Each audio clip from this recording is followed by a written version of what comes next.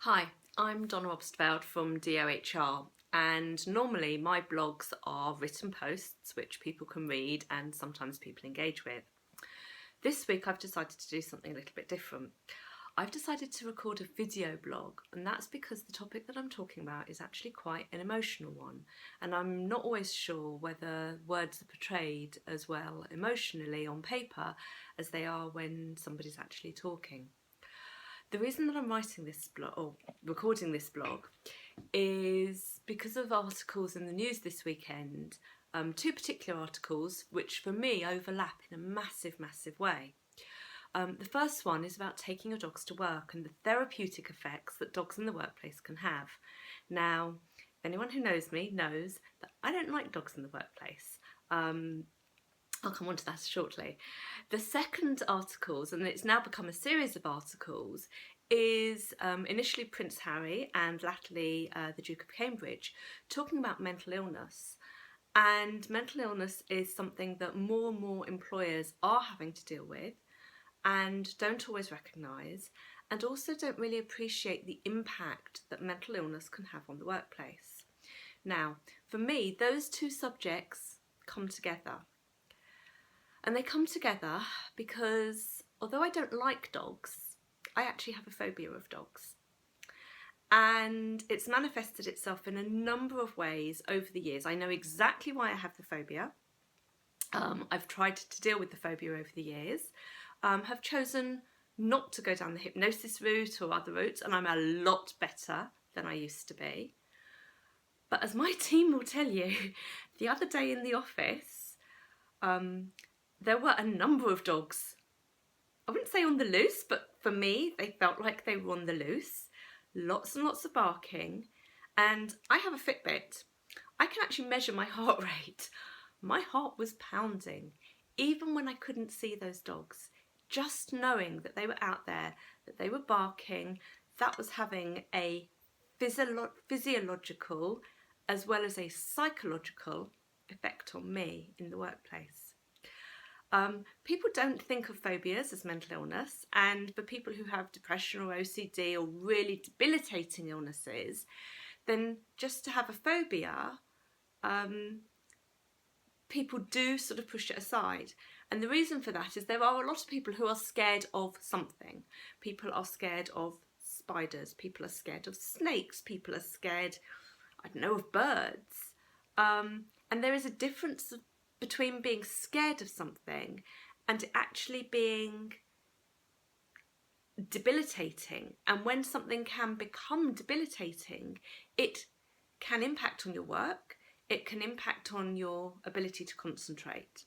Now, again, I know this from personal experience, not just this week at work, but going back 13 years now, I was working in a prison.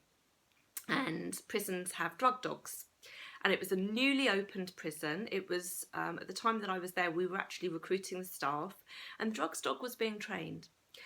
And I went and sat down and had a conversation with the dog handler and said, look, I've got this problem. I'm quite happy for you to frisk me. I'm quite happy for you to pat me down. I cannot be near that dog and have that dog sniffing around me. And it was something he'd never come across. It was really good training for him to understand that actually it's not because I'm carrying drugs and I'm scared or anything else, but actually for me, it's a physiological, psychological problem. You know, if you want to class it in modern language, it is a mental illness. Which was fine until he forgot to put the sign out one day, which said that the drugs dog was on control. And I went through the security airlock, and as I got in there, and I can actually feel my heart racing as I'm talking to you now. As I went in there, the drugs dog was in there. And the outer door's locked. The dog handler was standing the other side. And he took one look at my face and knew that he had a problem. The airlock is closed for 30 seconds. It's completely normal in a prison. It's a high security environment, but they couldn't get me out. And the minute the doors opened, They had my line manager there. He grabbed the dog and they had to physically lift me up and carry me out of that airlock. Again, this is 13 years ago, and it's still, even talking about it, has a massive reaction. It causes palpitations. And the whole of the rest of the day, I was cold, I was shivery. There's no food on site other than canteen food. They actually went out to a local petrol station, bought me 2 massive bars of chocolate. They phoned my husband because it was like, well, how do we get her home? We were in Milton Keynes and home was in Bourne Wood at the time. And it was, okay, well, if somebody drives up to get me, then we've got 2 cars here, and then I wouldn't be able to get back to work the next day. They were bringing me sweatshirts. They were literally completely unable to work the rest of the day. It was like I'd been traumatised. As an adult, someone who's completely able to rationalise that this dog is not going to hurt me, it doesn't take away that physiological side. Even though I'm sitting there trying to calm myself down, trying to breathe, knowing that this dog is not going to hurt me, the impact on the rest of my day and my complete inability to do my job that day was huge. I've had a couple more incidents like that. On one occasion, I was working for London Underground. I was based at their Edgware Road, not London Underground, Metronet, based at their Edgware Road site, and I was travelling home on the Underground. And again, they had a drugs dog out. There must be something about drugs dogs. They had a drugs dog out, just walking around the concourse, and it came sniffing, and I felt myself freeze. Loads of commuters rushing past, and I have stood still. I'm absolutely glued to the spot. And I couldn't say anything.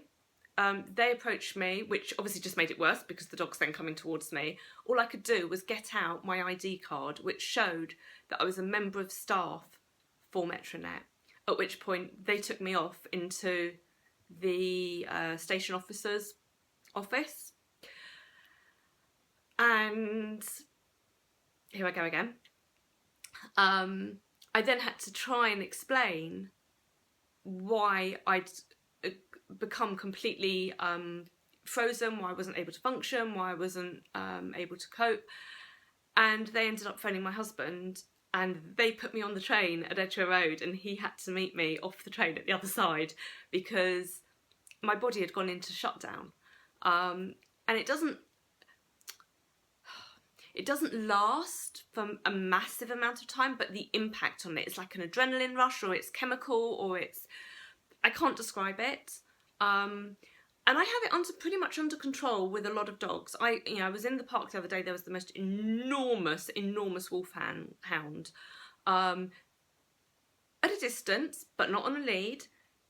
And I can feel my daughter coming closer to me. She's like, "It's okay, Mummy, I'm going to be here to protect you, and let's just go out this way." And so I fought really hard when the kids were younger for that fear not to transfer to them. I'm fine with dogs that are calm, dogs that don't bark, generally light-coloured dogs.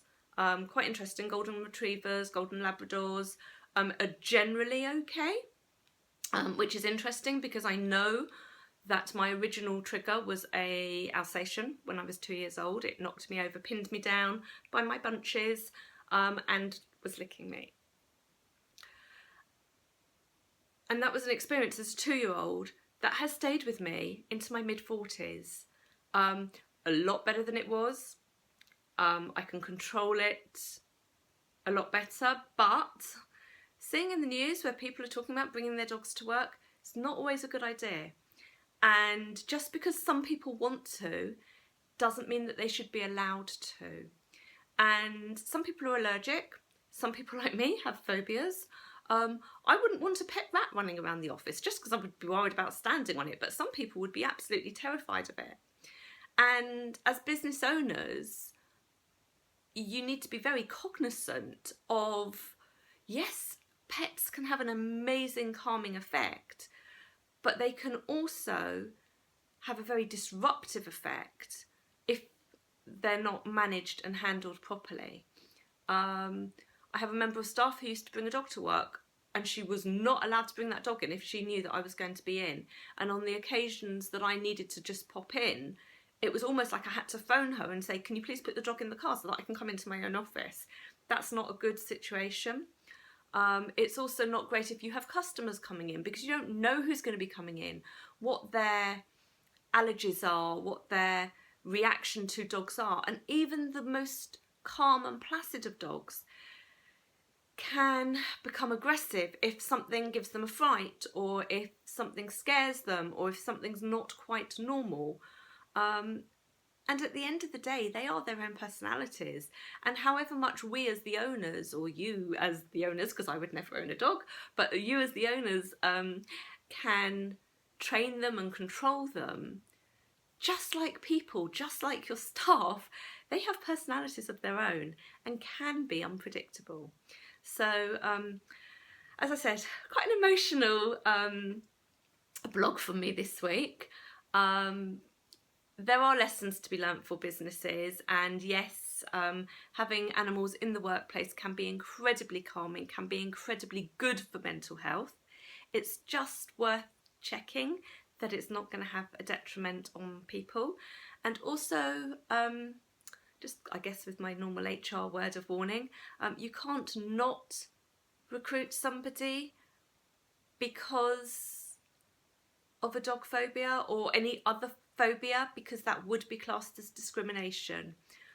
If somebody chooses not to join your workplace, if you have a dog policy, or bring your dogs to work policy, then that is their choice. But as a business owner, you can't choose not to recruit them on that basis. So just some words of warning. If anybody's got any issues with their dogs, probably speak to another member of the team rather than me. As you can see, I do get a little bit emotional when talking about it, but we can help, we can give you ideas, and more information is available if you require it. Until next week, probably a written blog again, but you never know. If this one goes down well, I might do some more video blogs. Take care. Bye.